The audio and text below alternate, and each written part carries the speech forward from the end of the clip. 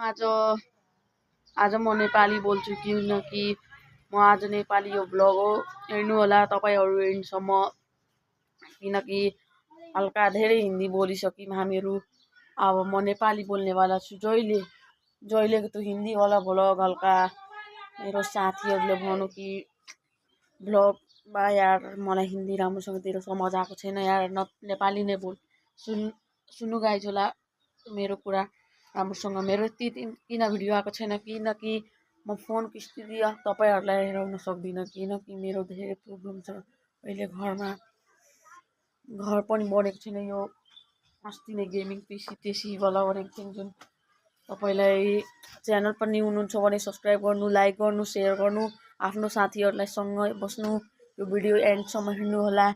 अनि सुन्नु, मेरो साथीहरुले मलाई यति सपोर्ट देखायो, धन्यवाद साथीहरु। मेरो 30 सब्स्क्राइब बढो। म अहिलेसम्म हेरेको छैन। वाइफाई हुन्छ नि मेरो पैसा सकेको छ अहिले गाइज।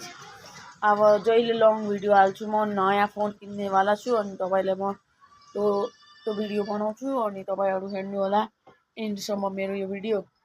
अनि तपाईहरुलाई एउटा कुरा भन्नु, सरप्राइज कुरा हेर्नु, मेरो कपाल पनि हल्का हल्का बढ्न थाल्यो। अनि म आज नानीको घर हजुरआमाको घर गएको।